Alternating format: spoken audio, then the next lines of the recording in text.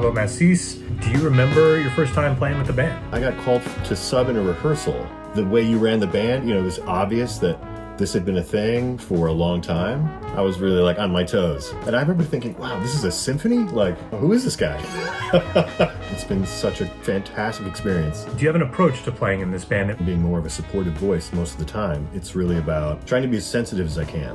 The best example of this in the record is the brass chorale, the Luxa Rumque. Doing that in the studio that day, I still get a little bit of a chills when I listen to that.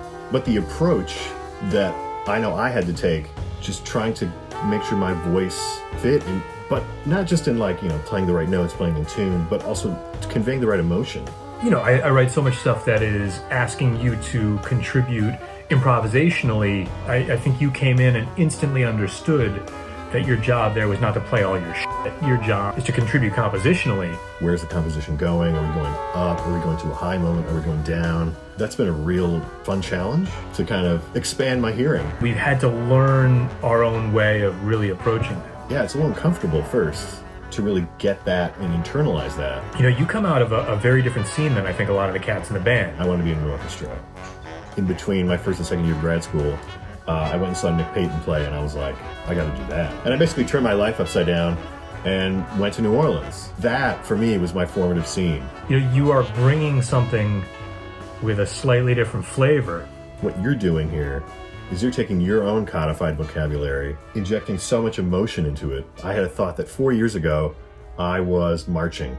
And yesterday, I ate a celebratory donut while watching TV. The language of music is protest. The band has done such a good job at making the highs and the lows and the anger, but then also the calmness in the ends. When I went back and listened to stuff earlier, it was just so striking to me. The parts where I felt the most friction. It's just another version of holding up a sign. Something that I'm so grateful for, but would never have a right to expect, the buy-in from the band on the emotional content of the music. I really do leave it in the hands of someone besides myself. And then you step off the bandstand and you think, I don't think I could do that again right now. I feel like I've been wrung out. And hopefully the audience has taken some of that in as it has come out of the band. Your choice of the cover art to represent the inverted flag, the flag in distress. As it relates to my own background, my father coming to the United States when he was 16 from Central America, wanting a better life for himself, and instilling in me how he came to this country, fought in Vietnam, came back and was treated so badly, but then later in his life became one of public service. And same thing with my mother, who worked in public service. They both believed that giving of oneself to the common benefit for everyone was a really high ideal. This moment that we're in now, it feels like so many people don't share that belief anymore. I have a photo behind the screen. My father at a protest in his military outfit after the war. The immigrant who comes to the U.S. and defines their citizenship by their service. There are so many immigrants who have served and then been punished for it.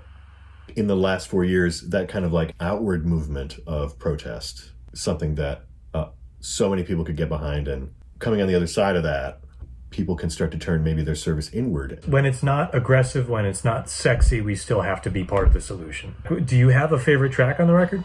I really like The Descent. Personally, what I really, really enjoy is just listening to Nadia play.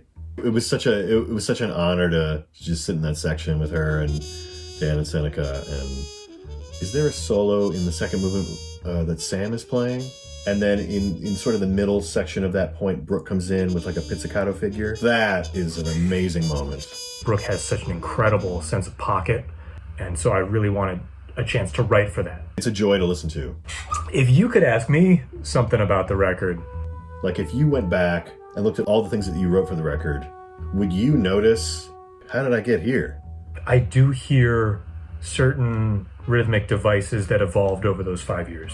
My entire compositional catalog since probably 2003 is connected by leitmotif. You have been planning a 3-volume arc for now 20 plus years.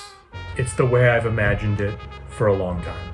Is there anything else just off the top of your head that you would want people to know about your role in the band or your approach to the music? I'm there to support Dan and help him as much as I can. Intermixed with that is how we go from a section to 2 loose possible sections to then someone is now improvising. Recent or upcoming projects? There is a quartet. It's myself with Adam Hutchison on alto, Eric Reeves on drums, and Kenji Yoshitake on bass.